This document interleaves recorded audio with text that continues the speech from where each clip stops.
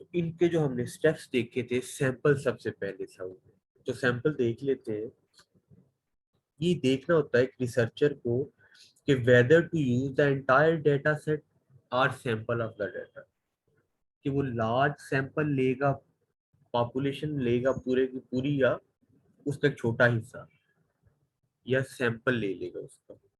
If the data set in question is not large, if processing power is high, or if it is important to understand patterns for every record in the database, sampling should not be done. अब ये बता दिया है कि कब कब sampling नहीं करनी चाहिए।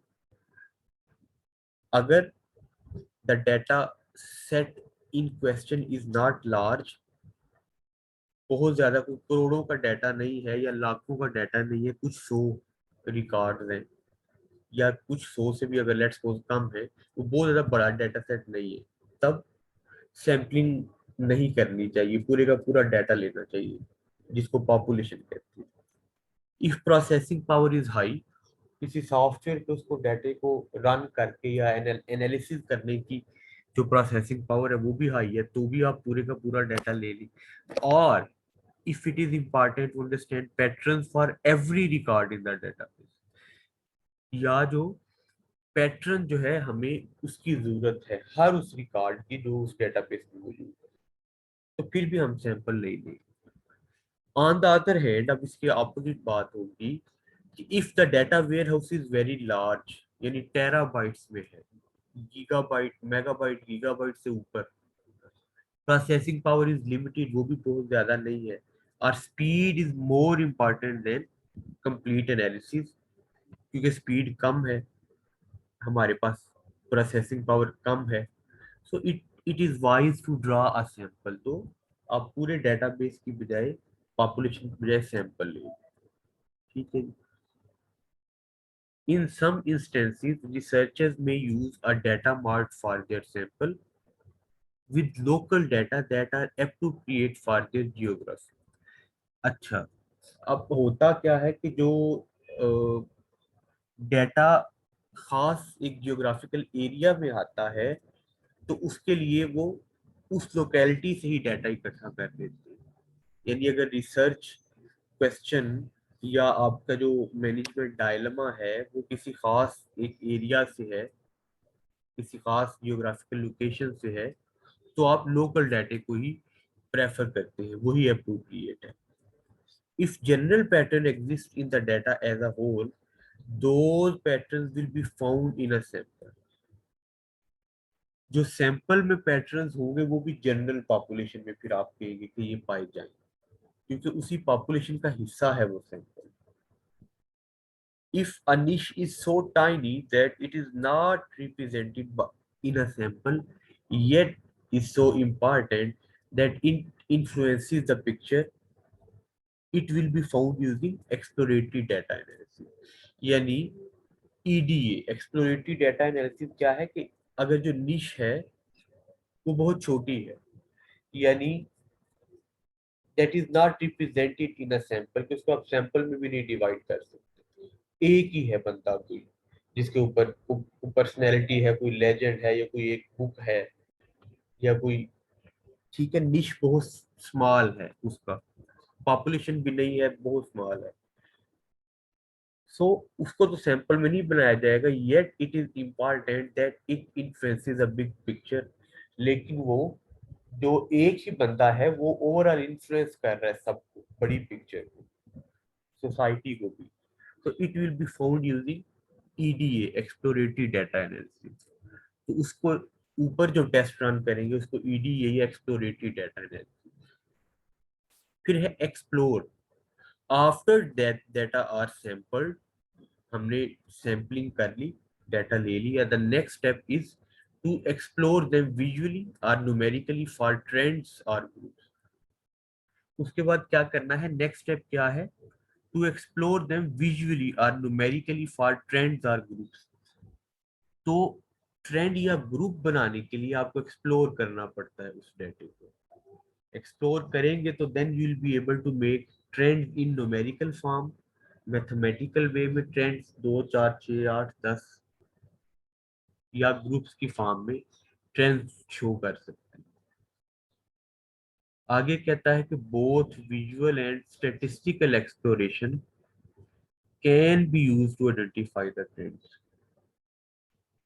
विजुअल जो नजर भी आती है, एंड स्टैटिस्टिकल जो कि स्टैटिस्टिकल रिलेशनशिप्स की फॉर्म में हो सकती है, उसको आप ट्रेंड आइडेंटिफाई करने के लिए यूज करते हैं। फिर मॉडिफाई, मॉडिफाई का मैंने क्या बताया था कि based on discoveries in the exploration phase the data में रिक्वायर मॉडिफिकेशन, डाटे में कुछ समटाइम्स चेंजिंग भी करनी पड़ती है।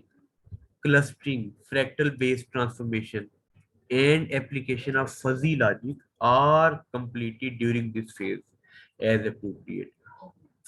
ये बेसिकली क्या है कि डेटे को अ, एक वे में अरेंज करने के लिए ये मुख्तलिफ मेथड्स अप्लाई किए, जैसे हमने ऊपर ईडीए देखा ना, एक्सप्लोरेटरी डाटा एनालिसिस, कि अगर पॉपुलेशन भी नहीं है, कोई एक खास बंदे के ऊपर आप रिसर्च करना चाह रहे हैं जो बंदा पूरी सोसाइटी को इन्फ्लुएंस कर रहा है, तो जो सॉफ्टवेयर हमें टेस्ट रन करने के लिए देता है उसको ईडीए कहते हैं। इसी तरह फजी लॉजिक से और एप्लीकेशंस हैं इंटरनेट की जो कि डिफरेंट जो है डाटा को एक्सप्लोर करने के लिए या मॉडिफाई करने के लिए रिक्वायर्ड होती है, चाहिए होती है।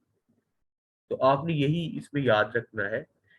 जैसे आगे कहता है कि a data reduction program such as factor analysis, data के फैक्टर्स बना लिए जाते हैं, छोटे छोटे हिस्से। कोरेस्पॉन्डेंस एनालिसिस और क्लस्टरिंग में बी यूज। क्लस्टरिंग का मतलब है ग्रुप बना लेना डाटे के, जैसे मैंने आपको बताया था मेल फीमेल के ग्रुप बना लेना। फैक्टर एनालिसिस का मतलब है डाटे को रिड्यूस करने के लिए ये रन किया जाता है, फैक्टर एनालिसिस। अब डाटा रिड्यूस क्यों करना पड़ता है? रिड्यूस डाटा इसलिए करना पड़ता है कि एक जैसा ही पैटर्न मिल रहा हो। अगर 2 जमा 2 जमा 2 2 2 2 2 तो आपको जरूरी नहीं है कि आप उसको ऐड करते जाएं वन बाय वन। आप इसको रिड्यूस भी कर सकते हैं, 2 जमा 2 4 +2 8। इसी तरह आप फार्मूला लगा के इसको रिड्यूस कर लेंगे और इसका इतना आंसर आएगा। तो डाटा को मॉडिफाई भी किया जा सकता है। मेन आपने ये याद रखना है कि एक्सप्लोरेशन के दौरान आप समटाइम्स डाटा को मॉडिफाई करते हैं, उनके क्लस्टर बना देते हैं, उनके ग्रुप्स बना देते हैं, क्लासेस बना देते हैं, ताकि उनको रिकॉर्ड करना भी आसान हो और उसको फ्यूचर में रिट्रीव करना भी आसान हो। उसके बाद मॉडल, मॉडल मैंने क्या बताया था कि डाटे की बेस पे या जो आप रिसर्च की स्टडी कर रहे होते हैं उसमें आपको अपने वेरिएबल्स का पता होता है कि डिपेंडेंट वेरिएबल कौन से हैं और आईवीज इंडिपेंडेंट कौन से। तो उनकी बेस पे आप class model on once the data are prepared construction of model begin. ठीक हो गया। Modelling techniques include neural networks, decision trees, sequence based classification and estimation and generic based model. जो आपके बेसिकली कॉमर्स में है वो ये दो ज्यादा इस्तेमाल होते हैं। कौन कौन सा जी? डिसीजन ट्रीज और sequence based classification. Generic based model भी, न्यूरल नेटवर्क्स भी, ये दूसरी साइंस में भी यूज होते हैं। तो आपने मॉडल बना लिया डाटा कि कौन सा वेरिएबल किसको इन्फ्लुएंस कर रहा है। ठीक है जी। उसके बाद जो लास्ट स्टेप है, assess, the final step is data mining, is to assess the model to estimate how well it performs। Final step क्या है? to assess the model to estimate how well it performs। A common method of assessment involves applying the model to a portion of data that was not used during the sampling stage। अब उसी model में वो data हम put करके देखें जो कि sampling stage के दौरान यूज नहीं हुआ था। then you will be able to assess, you will be able to explain, you will able to present के model how well how well it performs। तो कहता है if the model is valid it will work for this handout sample। तो उसके लिए भी वो model उसी तरह काम करेगा जिस तरह दूसरे डाटा के लिए, उससे पहले डाटा के लिए किया था। ठीक है। Another way to test a model, एक और तरीका है, क्या है, run the model against known data. आपको पहले ही पता है कि 2 + 2 4 होता है, तो आप अपने मॉडल में भी 2 और 2 लिखें और मॉडल में रन करें और देखें क्या वो 4 ही आंसर दे रहा है। समझ रहे हैं बात को? आगे ये जरा एग्जांपल देख लें, आपको अंदाजा हो जाएगा। If you know which customers in a file have high loyalty and your model predicts loyalty, you can check to see whether the model has selected these customers accurately or model has not selected them। यानी क्या बता रहा है कि आपके पास एक customer loyalty check करने का मॉडल है। कस्टमर लॉयलिटी क्या है कि कोई कस्टमर आपके पास कितना बार बार आता है प्रोडक्ट्स लेने। तो अगर इफ यू नो, आपको पता है कि कौन से कस्टमर, ये 2 3 5 लोग बार बार आते हैं, दे हैव हाई लॉयलिटी, और आपके पास भी एक मॉडल है जो कि लॉयलिटी प्रिडिक्ट करता है, यानी कितनी आप कस्टमर्स आपके साथ लॉयल है, आपके पास बार बार आता है, आपके साथ ऊपर ट्रस्ट करता है। तो you can check to see whether the model has selected these customers accurately और नॉट। तो आपको अपने मॉडल का भी पता चल जाएगा कि वो वैलिड है या नहीं है। ठीक है, इसको यहाँ तक ही रखिए। आगे हम क्वेश्चन से स्टार्ट करेंगे। ठीक है, इसको हम यहाँ तक रखते हैं। ठीक है जी, यहाँ से हम स्टार्ट कर लेंगे। इसको मैं दूसरे कलर में कर देता हूँ।